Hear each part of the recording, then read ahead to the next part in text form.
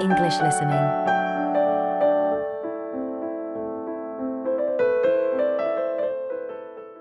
Topic 1. PS Camping. Thank you all for coming to my talk this evening. It's nice to see so many people in the audience. For those of you who don't know very much about PS Camping, let me start by giving you some background information about the company. The company started 25 years ago. It actually opened as a retail chain selling camping equipment, and then 20 years ago, it bought a small number of campsites in the UK and began offering camping holidays. The company grew rapidly and has been providing holidays in continental Europe for the last 15 years. If you book a camping holiday with us, you'll have a choice of over 300 sites. In Italy, we now have some 64 sites that we either own or have exclusive use of. France is where we have the majority of sites, and we currently have a project to expand into Switzerland. We also have a number of sites in northern Spain, particularly in the mountainous region of Picos de Europa. We've upgraded all these Spanish sites and improved them considerably from their original 3-star rating. We believe our holidays offer superb facilities for the whole family. Parents who want their children to be fully occupied for all or part of the day can take advantage of our children's activities. These are organised by our well-qualified and enthusiastic staff. Each day kicks off with a sports match, perhaps football or volleyball, followed by an hour of drama for everyone. This may include singing or dancing, mime or other activities. In the afternoon, there's a different art activity for each day of the week, including a poster competition or model making. What's more, our sites are truly child-friendly, and with this in mind, we operate a no-noise rule in the evenings. Children's evening activities usually finish at 9:30 or occasionally 10, and from 10:30, holidaymakers are expected to be quiet in the areas where there are tents. We want nothing to go wrong on a PS camping holiday, but if it does, we also want all our customers to be insured. If you haven't organised an annual insurance policy of your own, you'll need to take out the low-cost cover we offer, and we require that you arrange this when you make your holiday reservation. There are many advantages to choosing PS Camping and to recommending it to others. As a regular customer, you'll be kept informed of special offers, and your friends can benefit from 10% off their holiday, or book a luxury tent for the price of a standard one. In return, we'll send you a thank you present, which you can choose from a list of high-quality items. When it comes to our tents, these are equipped to the highest standard. We really do think of every essential detail, from an oven and cooking rings fueled by bottled gas to mirrors in the bedroom areas. If you don't want to cook indoors, you can borrow a barbecue if you ask in advance for one to be made available. And there's even a picnic blanket to sit on outside your tent. Inside, a box of games and toys can be found, and children's tents can be hired if required. All tents have a fridge, and if you want to spend the day on the beach, for example, ask for a specially designed PS Camping cool box, which will keep your food and drinks chilled. There are excellent washing facilities at all our sites, with washing machines and clothes lines in the central areas, along with mops and buckets in case your tent needs cleaning during your stay. Sites have a cafe and/or a shop for those who'd rather eat in than dine at a local restaurant.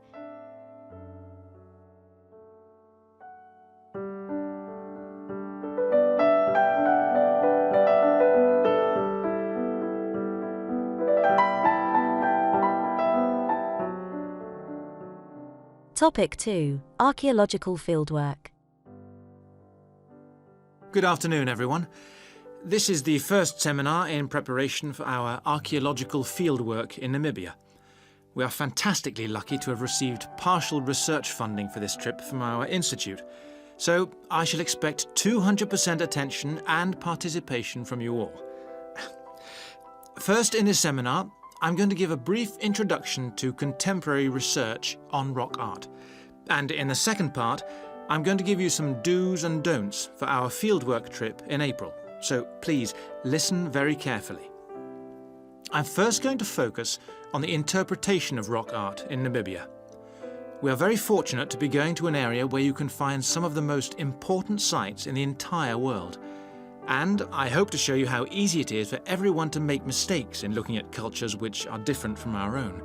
The first and most important lesson we have to learn. In Namibia, there are both paintings and engravings. That's where the surface of the rock is cut out.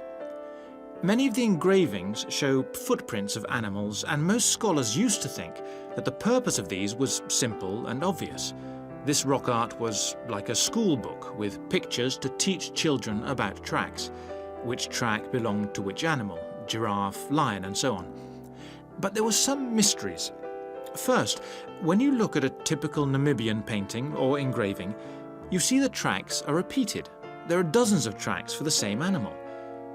You'd expect just one clear illustration if the aim was to teach tracking.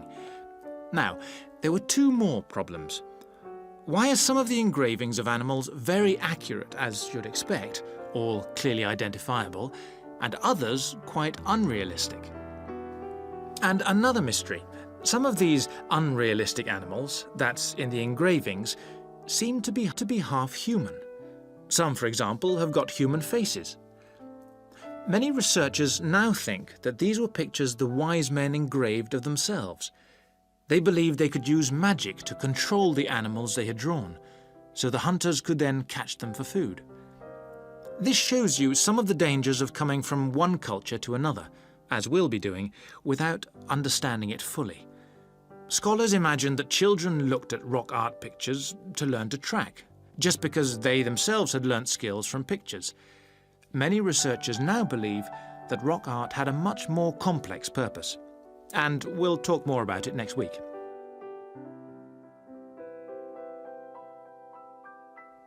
Now, before I invite you to join in a discussion in this second part of the seminar, I'd like to make some very important points about our fieldwork, and in fact any field trip to look at rock art. We're going to a number of sites, and we won't be together. The single largest problem faced by people who manage the sites is, yes, I'm sure you've guessed, damage caused by visitors, even though it's usually unintentional. Whenever you do go to a site, don't forget you can learn many things from observing at a distance, instead of walking all over it. This can really help to reduce visitor pressure.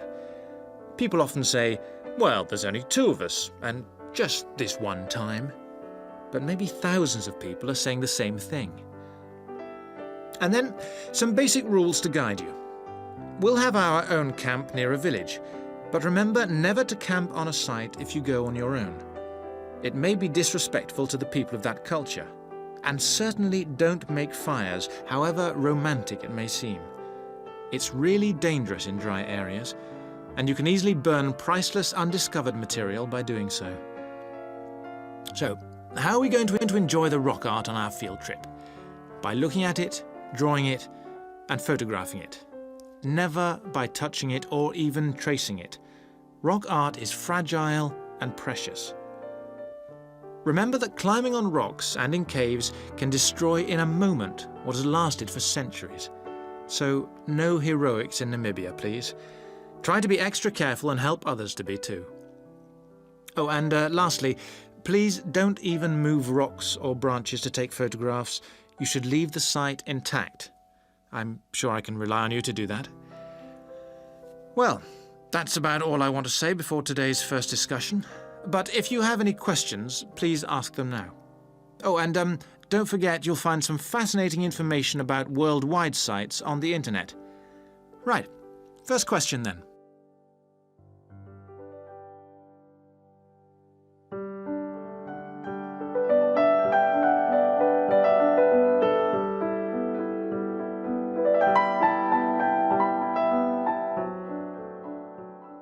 Topic 3. City trip.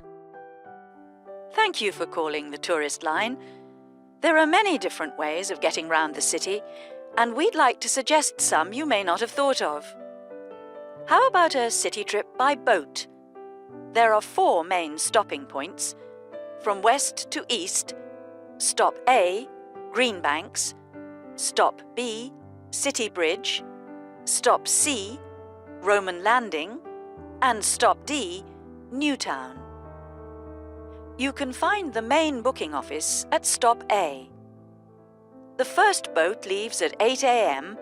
and the last one at 6:30 p.m. There are also many attractions you can visit along the river. At Stop A, if you have time, you can visit the fine 16th century palace here, built for the king, with its beautiful formal gardens. It's very near the booking office. Now you can enjoy every corner of this superb residence.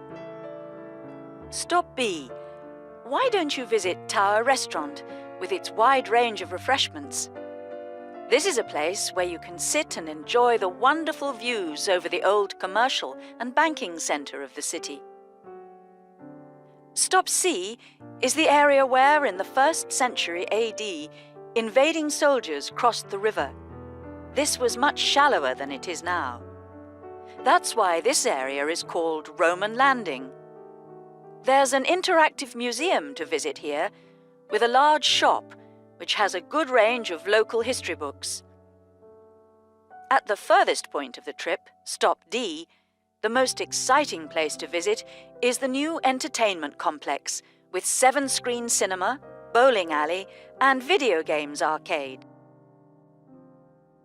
Besides the boat tours, there are city buses. 2 companies offer special services. The top bus company runs all its tours with a live commentary in English. Tours leave from 8:30 a.m. every 20 minutes. There are departures from Central Station, Castle Hill, and Long Walk. This is a hop-on, hop-off service, and tickets are valid for 24 hours. For further details, call Top Bus on 0208 944 7810. The number 1 sightseeing tour is available with a commentary in 8 languages. Buses depart from Central Station every 5 to 6 minutes from about 9 a.m., with the last bus at around 7 p.m. There are also number 1 services with an English-speaking guide.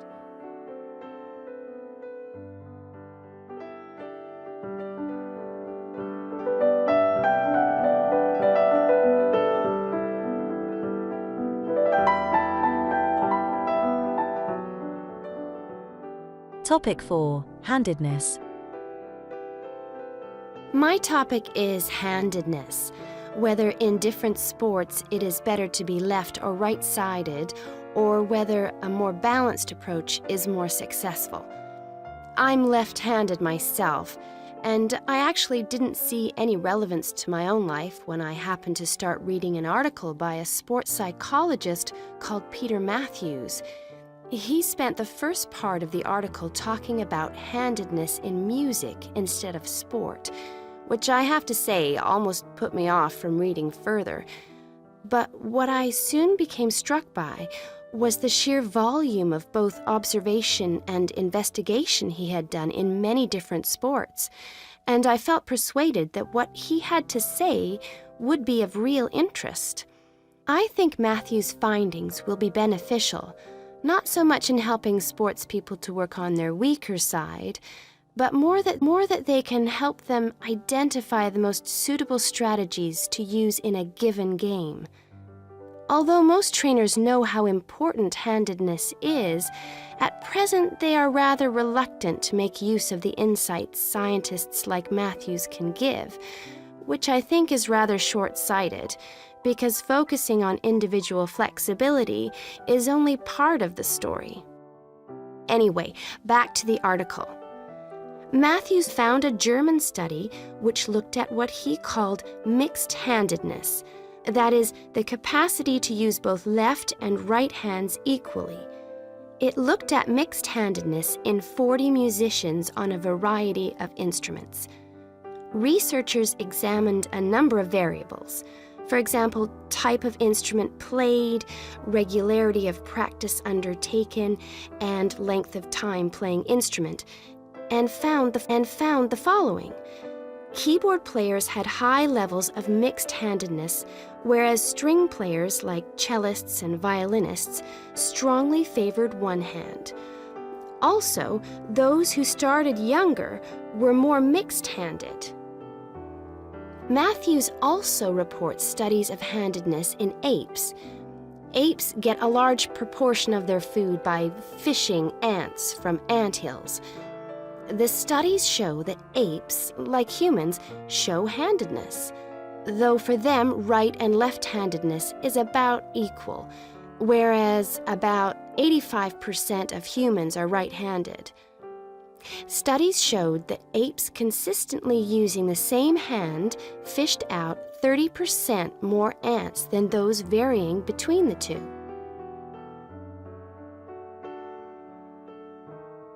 Matthews started several different sports and found different types of handedness in each.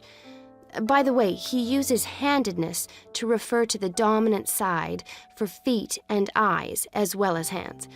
Anyway, team measured the hand, feet, and eyes of 2,611 players and found that there were really three main types of laterality. Mixed, you work equally well on both sides, both hand and eye. Single, you tend to favor one side, but both hand and eye favor the same side. And cross-laterality, a player's hands and eyes favor only one side, but they are opposite sides. Let's start with hockey. Matthews found that it was best to be mixed-handed. This is because a hockey stick must be deployed in two directions. It would be a drawback to have hand or eye favoring one side. An interesting finding is that mixed-handed hockey players were significantly more confident than their single-handed counterparts. Things are slightly different in racket sports like tennis. Here, the important thing is to have the dominant hand and eye on the one side. This means that there is a bigger area of vision on the side where most of the action occurs. If a player is cross-lateral, the racket is invisible from the dominant eye for much of the swing. It means that they can only make corrections much later, and often the damage has been done by then. And moving to a rather different type of sport, which involves large but precise movements, gymnastics. It's been found that cross-hand-eye favoring is best. The predominant reason for this is because it aids balance, which is, of course, absolutely central to performance in this sport.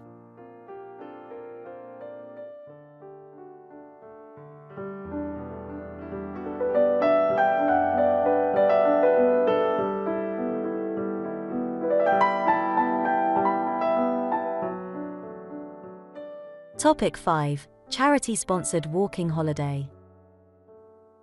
Good morning. I'm very pleased to have been invited along to your club to talk about our charity-sponsored walking holiday for education aid. I'll start by giving you a brief overview of what it entails. First of all, let me explain what we mean by sponsored here. This is where people promise to donate money to the charity if you achieve your goal, in this case to walk a certain number of miles. Basically, we are organising a 10-day holiday from the 6th to the 16th of November, with 8 days actual walking, trekking in the Samira Mountains. Let's have a look at some of the details.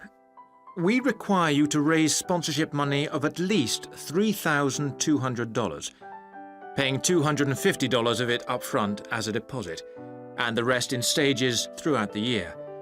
Out of this, about 35% will go on your expenses, and that leaves 65% guaranteed to go to the charity. Which brings me to the most important part.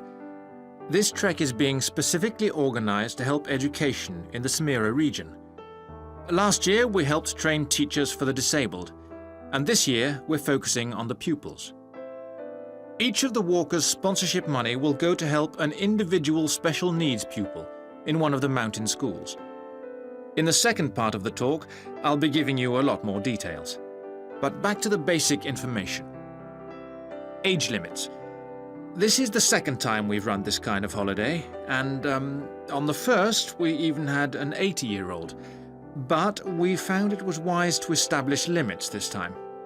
You have to be at least 18, and the top limit is now 70, though you need to obtain a health certificate from your doctor if you are over 60 years old. Now, the Samira Mountains are among the highest in the world, but you mustn't be too daunted. We will mainly be trekking in the foothills only, although there will be spectacular views even in the foothills. However, you will need to be extremely fit if you aren't now and you're interested in coming with us. You have plenty of time to get into shape. You'll be sleeping in tents, so you must have quite a bit of equipment with you, but you will be helped by local assistants. Your bedding and so forth will be carried by them. We ask that you only walk with a small rucksack with needs for the day. I don't think I've really said enough about the marvellous area you'll be walking in. Let's have a look at some of the sights you'll be seeing. Apart from these spectacular snow-covered peaks and valleys, there are marvellous historic villages. The area's been famous for centuries for making beautiful carpets, although recently there has been a trend to move into weaving blankets and wood carving. The people are extremely friendly and welcoming. We deliberately are small in size to minimize disruption to people and landscape. I hope that there are still some people interested. I will be distributing leaflets at the end where you can find out more information. But just for the moment, I'll outline the itinerary, the main high points of the holiday. Obviously, you'll start by flying out to Kishbar, the capital city, on day 1. After a couple of days to acclimatize yourself, you'll start the trek on day 3, walking through the enormous Katiba forest, which will take the whole of the day. Day 4 takes us higher up, going through the foothills, past a number of villages, and visiting a school for the disabled in Sohan. Then you have a rest day, that's day 5, before going to the spectacular Kumi Temple, with 12th century carvings, set in a small forest by a lake, and that's day 6, the highlight for many. We stay near there for day 7, because then comes the hardest day, walking through very mountainous country, but culminating in a swim in the Pate Falls. This is the highest waterfall in the region. Day 9 is much easier, with part of the day spent in a village where they make some of the gorgeous red blankets. Then back down to Kishbar and the journey home. So, you can see it's a pretty packed timetable.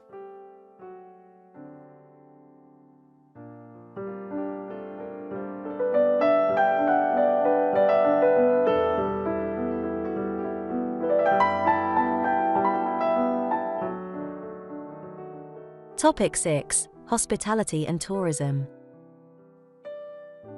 Good morning, everyone. Today's lecture forms part of the Hospitality and Tourism module. Last week, I looked at the economy end of the hotel business. This week, I'm going to discuss the luxury end of the market. Let's consider the following scenario. You wake up in the middle of the night in a strange hotel miles away from home, disoriented most probably from jet lag, when even the most expensive surroundings can seem empty and dispiriting. You have paid a great deal of money to stay in this first-class hotel with its contemporary technology, but according to recent research carried out by an international travel and public relations company, all is not well.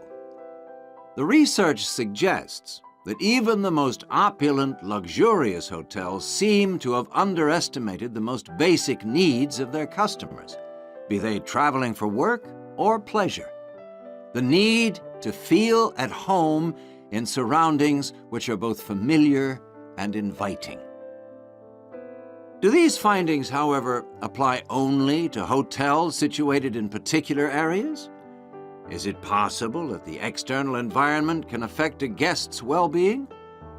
The company's research covered a whole range of different hotel types, both independent hotels and those which are part of large chains. They investigated chic, so-called boutique hotels in the heart of downtown business districts, stately mansions located in the depths of beautiful countryside, and plush hotels built at the edge of tropical beaches, surrounded by palm trees and idyllic blue ocean. And the research concluded that what was outside the hotel building simply didn't matter. This is a fascinating revelation, and those of you hoping to move into careers in the travel and leisure industry would be well advised to look at the findings in more detail. But back to the main point of this lecture, the need to feel at home. What can the hotel industry do about it?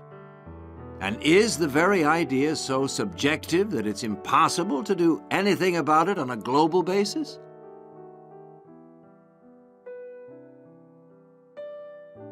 However, nothing stands still in this world.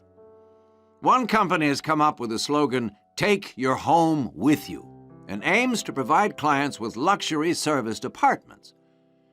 Those in the business travel industry maintain that these serviced apartments dispense with all the unwanted and expensive hotel services that business travelers don't want, while maximizing the facilities they do want. For example, not only sleeping and living accommodation, but also a sleek modern kitchen that allows guests to cook and entertain if they wish, at no additional cost. The attractions of such facilities are obvious, and it'll be interesting to see whether the company manages to establish a trend all over the world and make a lasting impact on the luxury accommodation market. Now, finally, I want to consider the psychology underpinning the traditional holiday hotel industry. As a hotelier, how do you go about attracting people to give up the security of their own home and entrust themselves to staying in a completely strange place and sleeping in an unfamiliar bed? Firstly, hotels exploit people's need to escape the predictability of lives. For a few days, people can pretend they are free of responsibilities and can indulge themselves. Secondly, there is something very powerful in our need to be pampered and looked after. It's almost as if we returned to being a baby when everything was done for us and we felt safe and secure. And not far removed from this is the pleasure in being spoilt and given little treats, like the minuscule bottles of shampoo and tiny bars of soap, the chocolate on your pillow at night. And we actually forget that we are paying for it all. Next week, I'm going to look at eco-hotels, a fairly new phenomenon, but increasingly popular.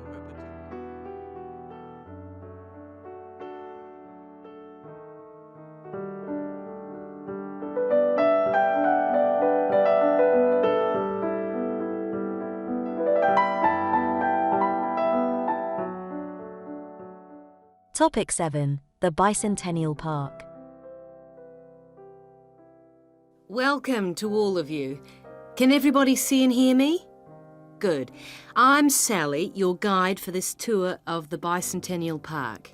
I hope that you're all wearing your most comfortable shoes and that you can keep up the pace.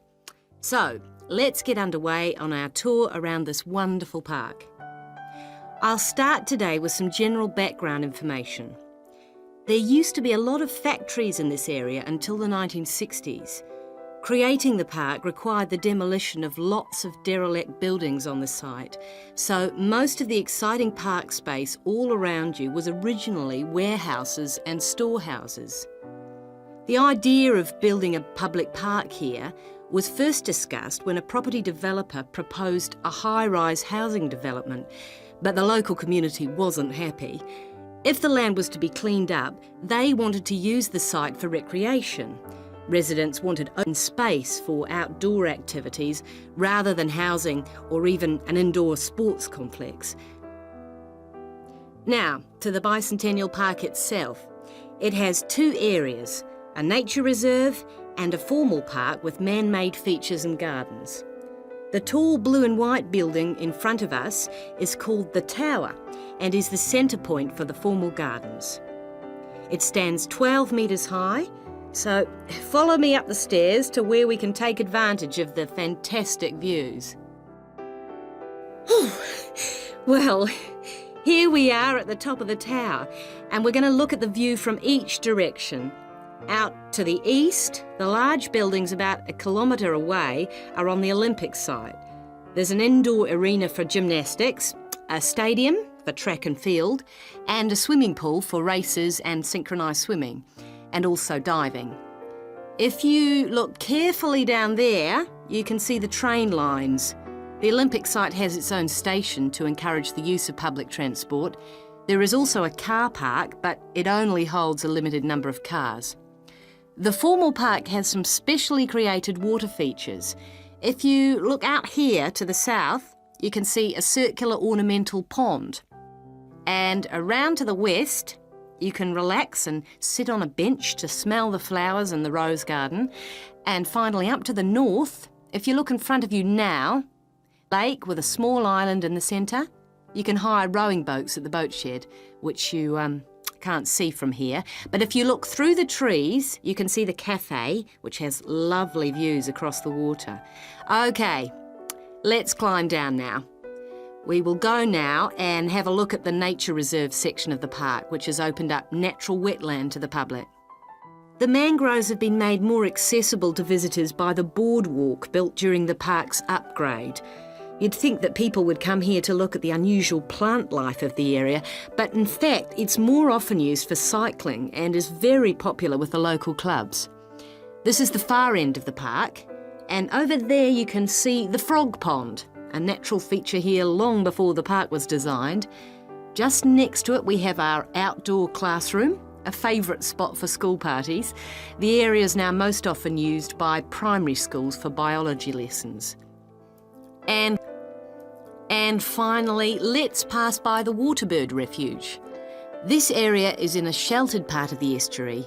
That's why the park's viewing shelter is a favourite spot for bird watchers who can use it to spy through binoculars. You can watch a variety of waterbirds, but most visitors expect to see black swans when they come to the shelter. You might spot one yourself right now. Well, here we are back at our starting point, the visitors.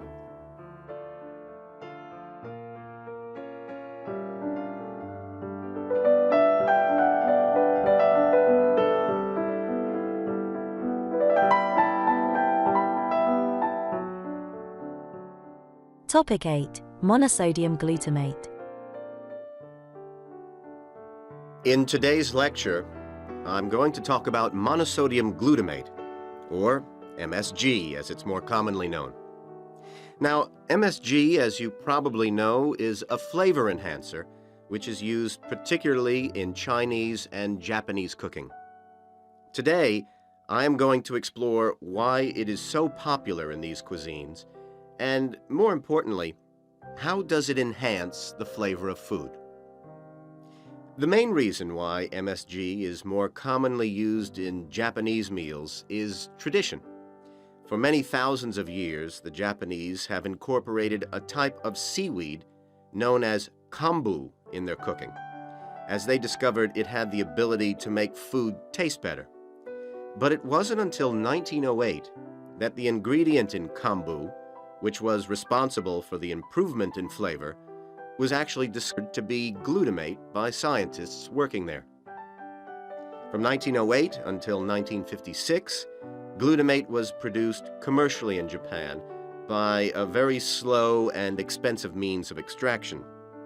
It was in 1956 that the speed of the process was improved and industrial production increased dramatically and still continues to increase to this day. In fact, hundreds of thousands of tons of MSG are produced all over the world today.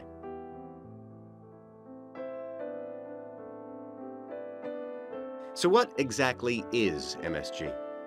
Well, monosodium glutamate contains 78.2% glutamate, 12.2% sodium, and 9.6% water.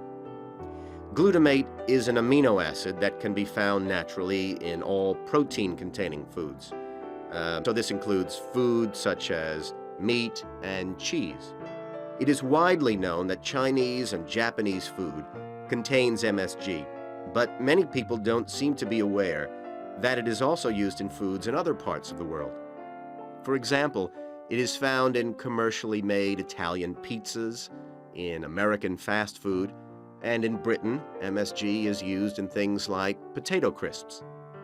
So, how exactly does MSG work? Well, in the Western world, we commonly talk of 4 tastes, and I'm sure you're all familiar with the concepts of sweet, sour, bitter, and salt. Well, in 1908, Kikunae Ikeda identified a 5th taste, and it is thought that MSG intensifies this naturally occurring taste in some food. It does make perfect evolutionary sense that we should have the ability to detect or taste glutamate because it is the amino acid which is most common in natural foods. John Prescott, an associate professor at the University of Chicago, suggests that this 5th taste serves a purpose just as the other tastes do.